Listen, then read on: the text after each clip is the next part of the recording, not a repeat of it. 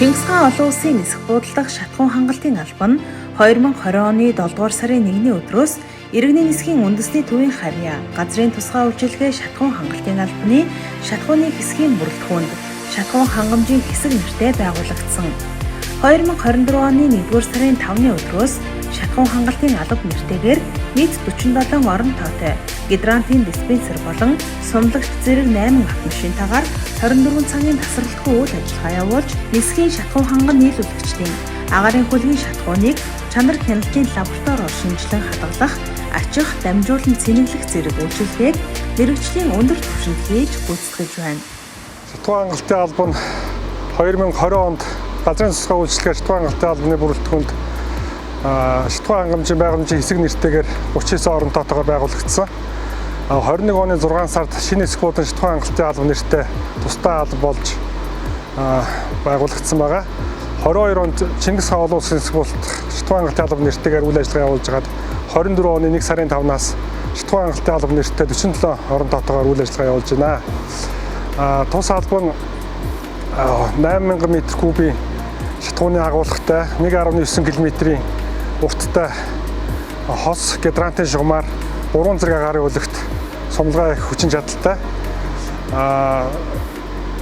Шатхуун хангалтын албан дээр агаарын үлгийн түлшийг тус албан дээр хүлээж авах, агуулгатай хүлээж авах, хадгалах, агаарын үлэг сумлах үйл ажиллагаа явуулдаг.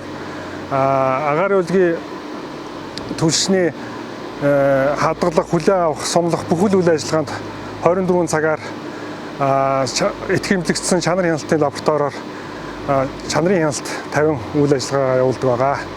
За манай лаборатори нь 17025 стандартаар 2 удаа эдх хэмжлэгдсэн. Нийт 5 орон тоотой 4 ээлжийн инженер хэмч, 1 ахлах инженер хэмжээ орон тоотой.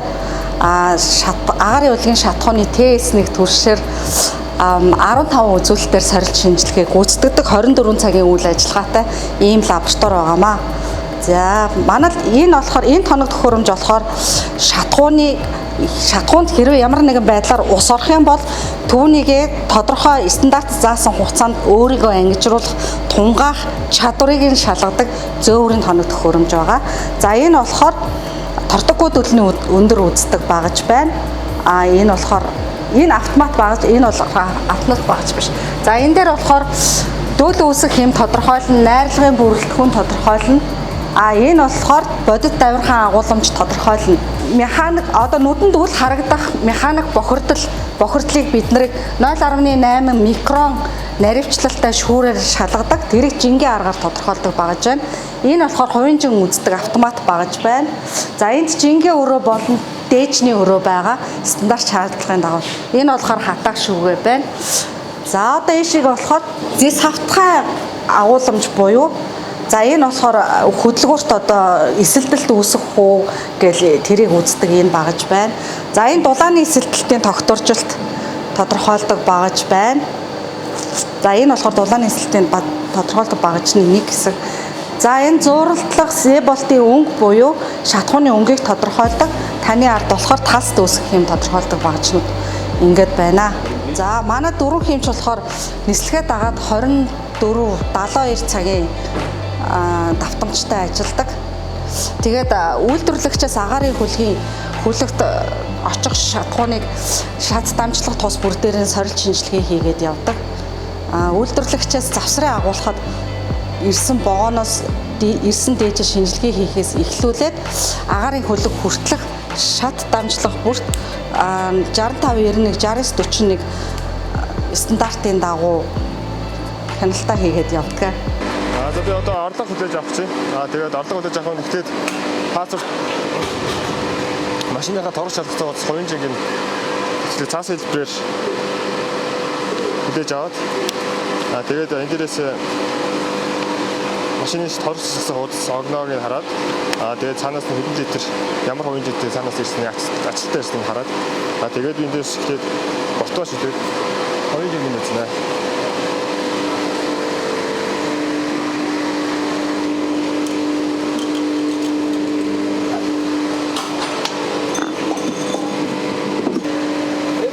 Энэ болохоор би харааны харааны аргын шалгалт гэсэн энэ дээр болохоор ус байна уу, механик олц байна уу гэдэг нь болохоор 1 литрийн шилэн болохоор эргүүлж үзээд ус механик олцтой байна уу гэдгийг харааны аргын шалгалт хийж байна гэсэн үг.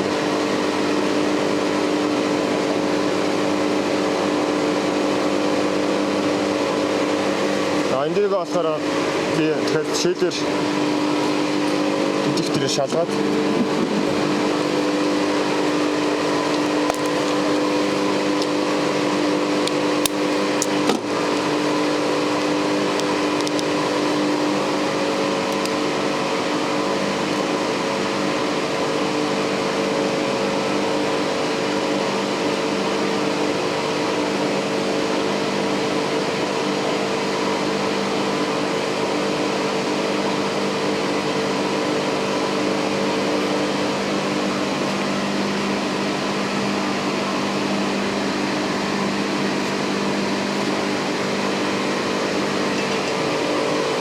одоо ингээд шаран бүтээц. Одоо тэгээд хэрэг ус мэдрэх юм бол ингээд тавина.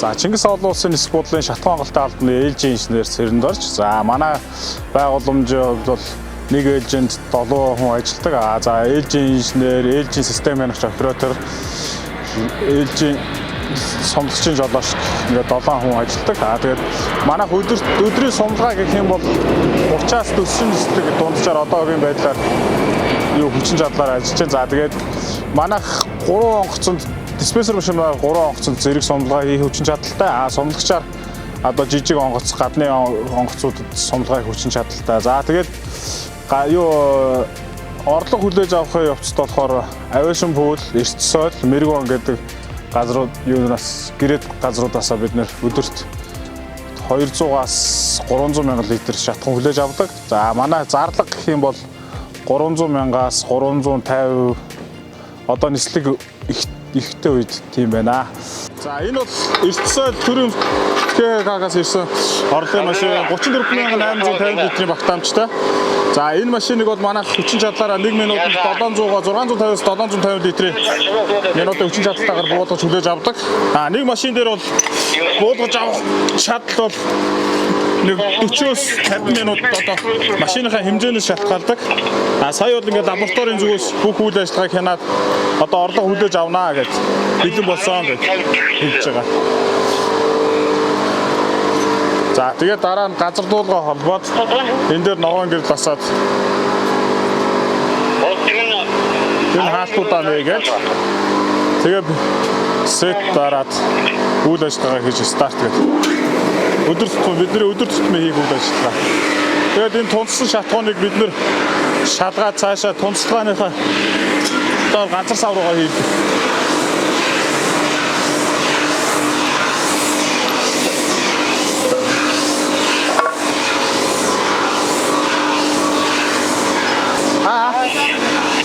Энэ тунцсан шатхууныг газар сав руу шилжүүлж газар сав руу хийдэг гэсэн. Манай ачтын буулгалтын 3 толгойтой ачтын нэг гартай. 3 зэрэг машин орлого хүлээж авах хүчин чадалтай. За бид нар энэ шатхан хангамжийн байгууламжийн насос станц дотор байна. Насос станц дотор агаар үүдгийн шатхууныг хүлээн авах савнуудад хадгалахад бүх насосуудыг ашигладаг. Мөн гидранатын системээр агаар үүдэгт шатхуун шахах насосууд энд байрладаг байгаа. Бүх агаар үүдгийн шатхууны хөдөлгөөн бүрт бол насос станцын шүүр сепараторуудаар дамжиж шүүгдэж явдаг байгаа. За намайг Бэлэн Сорингийн дайрмаа гэдэг энэ байгууламжинд ээлжийн системийн хянагч оператор хийдгээ.